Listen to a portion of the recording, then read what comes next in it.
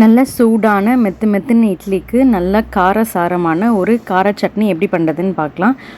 ரொம்ப simple ingredients வச்சு நல்ல டேஸ்டியான கார சட்னி, அதுவும் சட்டுன்னு ரெடி பண்ணிடலாம். இந்த கார சட்னி வந்து பார்த்திங்கன்னா இட்லி, தோசை, கல் தோசைக்கெலாம் சூப்பராக இருக்கும்.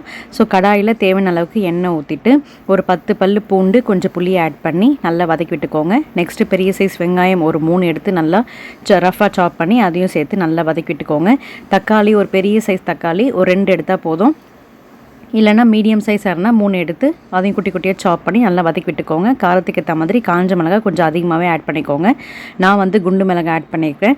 ஸோ மூடி போட்டு வதக்கி நல்லா ஆற வச்சு மிக்ஸி ஜாரில் தேவையான அளவுக்கு உப்பு போட்டு நல்லா மையாக அரைச்சி ரெடியாக எடுத்து வச்சுக்கோங்க. தாளிப்பு எப்பவும் போல் கடுகு, உளுத்தம் பருப்பு போட்டு தாளிச்சிட்டு சட்னி ஆட் பண்ணிக்கோங்க. ஸோ தாளித்ததும் நம்மளோட சட்னி வந்து ரெடி ஆகிடுச்சு. நல்லா மெத்து இட்லிக்கு மார்னிங் பிரேக்ஃபாஸ்ட் அண்ட் நைட்டு டின்னருக்கு நீங்கள் எந்த செஞ்சுட்டிங்க அப்படின்னா ரொம்ப ஈஸியாக டக்குன்னு ரெடி பண்ணிடலாம். ரொம்ப டேஸ்டியாகவும் இருக்கும். கல் தோசைக்கு அண்ட் முருளான தோசைக்கும் சூப்பராக இருக்கும். வீடியோ பிடிச்சிருந்தா லைக் பண்ணுங்கள், எஸ்ன்னு கமெண்ட் பண்ணுங்கள்.